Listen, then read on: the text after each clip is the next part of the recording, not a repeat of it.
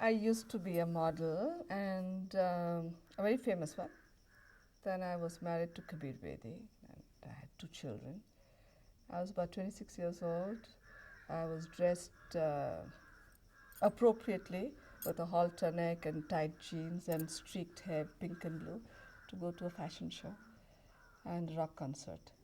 I walked into the wrong theatre and I saw this dance. I'd never heard of Odissi, I'd never seen it. I had no idea it existed. And this was what was going on the stage. I just sat there for 2 hours and I knew I'd come home. The next day I flew to Orissa with oil in my hair and saree and blouse and sat at the feet of my Guru, Kelucharan Mohapatra, and that's it. And he accepted you. It took some time for him. I mean, the first challenge he made when I went to ask him was, he said, "What have you learned before and who have you learned from?" I said, "I've never learned." And he said, "But you're too old. You can't learn now." And I said, "But I think I'm still young." He said, "No, for dance you're very old." And when I insisted, he said, "There are a lot of sacrifices one has to make in life to learn dance. It's not easy." And I said, "I'm willing to give up anything."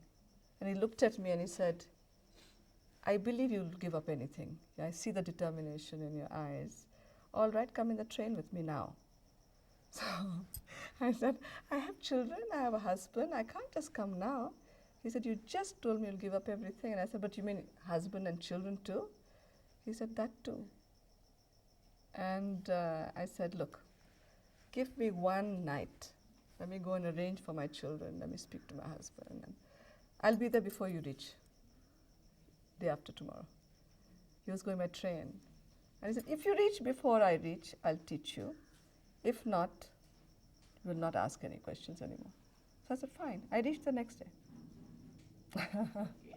So I mean, this was a sudden transition from being a model, from being a housewife, from being a mother into dancing. And I mean, what was the cost for that? I mean, Well, the physical cost was very great. Straight from Dunlop bed to an air condition to fine clothes and being pampered by servants. I was thrown into this village. I had to put a chatai on the floor and sleep there to draw my own water from the well. My body was aching from the whole pain of learning dance. I had to sweep and swab and help with the cooking, and I wasn't used to all that. So the physical discomfort was very, very great. When I returned from my couple of months sojourn dancing, I discovered also that my marriage was coming to an end. I didn't have that kind of time to look after my husband's whereabouts, and the marriage was finished. It also meant that I had to put my children into boarding school, which is something I never wanted to do with my kids. But I couldn't dance and earn and look after the children. So in effect, I had to give up my children and my husband to learn the dance. That was a great price to pay, but I think it was worth it. worth it in what sense? I mean, what did you do? I mean, you danced for how many years after that? From 26, you've been dancing till. I still dance. I'm still dancing. But it took me about 3 years of very disciplined, hard training, 12, 14, 16 hours a day. And after 3 years, I started performing. And for the next 10 years, I was very busy becoming a great national artist. I traveled abroad, I gave many, many performances. That became my life and my livelihood. Until my life changed again, and here I am in the village. So I mean, what drew you to this village? What sparked it off? Well, I tell you what my life was before I came here. I was a top national artist. Everybody knew. My name was synonymous with Odissi dance. I was living a very comfortable existence. I had money, I had fame, I had name. My children were back from school and they were with me. And I suddenly, put all the lurking anxieties of where dance was going. Something had to be done because I didn't know other dance forms. I knew, I guess because I came late, I was a new convert into classical dance. But the deeper meanings, the beauty of our great cultural heritage hung very heavy on my shoulders. And I felt somebody had to put together a village where all the 7 classical dance styles could live for the first time in a place, and the greatest of the living masters could come live here and train a very small handful of dedicated students, so that the next generation of gurus, of professional dancers could be created. Otherwise, we were all going nowhere. The dance was going nowhere. And with the death of the great gurus, it would be finished forever. I felt responsible that in my generation, because of the neglect, my neglect, we would lose a great 2,000-year-old tradition, and I wasn't prepared to feel guilty about it. So I'm doing my best. Cool. So when did you start this thing? This was started off in 89? 89 And April. why this place? Like, You know, I don't know why this place. Like, I don't know why I walked to the wrong theater. It seems like a destined plan. I don't know why, and I can't give you answers for that. I wrote to all the governments, and this is a great idea. What do you think? And do you think I could get some land? I had no money. The only government that replied was Karnataka government, and they had a very futuristic chief minister, Ramakrishna Hegde, at that time. He wanted to set up an arts village here, so he offered for me to come and look at this place.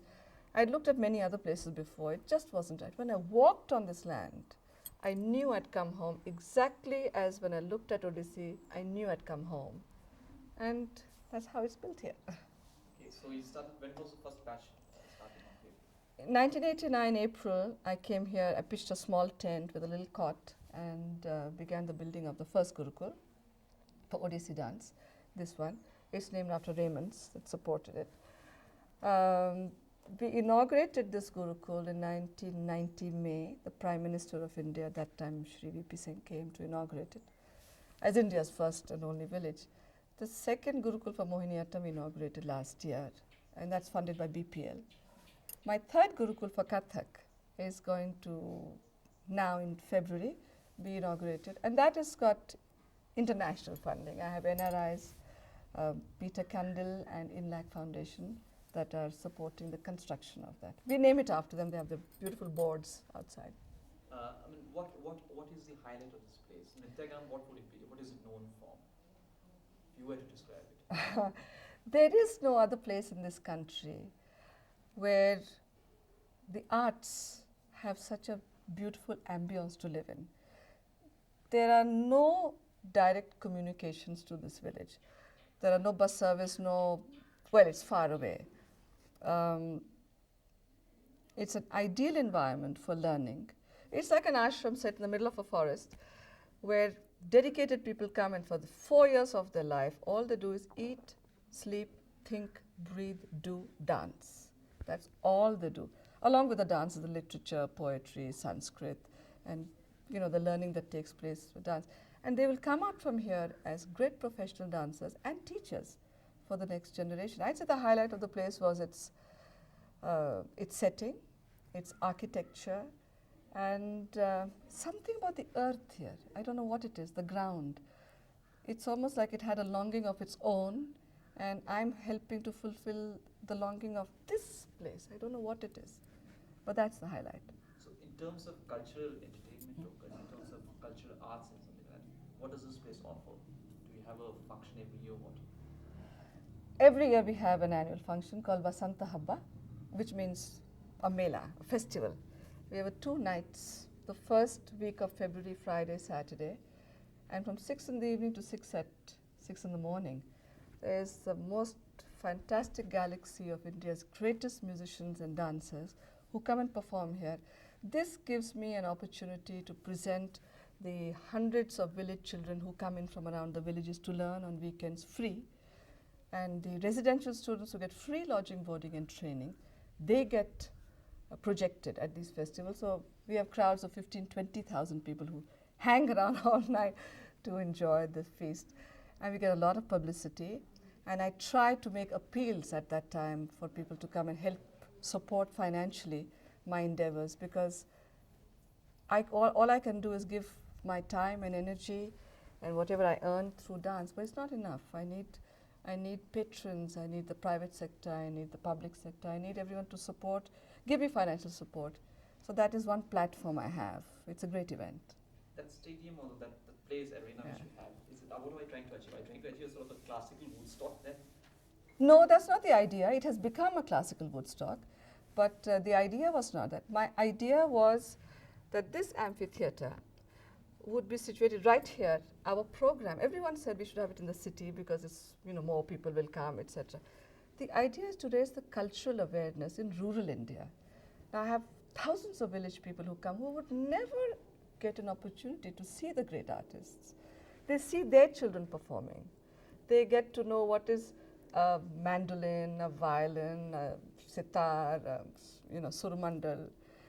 And they get to know names, Zakir Hussain, Pandit Bhimsen Joshi, Pandit Jasraj, Shiv Kumar Sharma, Hari Prasad Churase. They hear a flute, now they say Hari Prasad. They've never heard of these people. And I think that if culture dies in rural India, then it dies in all India. And my endeavor is to put it back into the roots where it belongs to. It's gone from rural India. The children have never heard of all these dance forms. Okay. Pratima, where do you see Nrityagram now, say 3 years from now, 5 years from now? With the right financial support, if I get the support, I see it as the most dynamic, creative, unique cultural institution of this country. I'd say it would be the Kohinoor diamond in the cultural crown of India. Whether there's Protima Bedi there or not. Protima Gauri is not intrinsic to Nityagram. I'm being used, I'm an instrument to help to start it, to make it happen, and that's how I see myself. I am not Nityagram, and Nityagram is not me.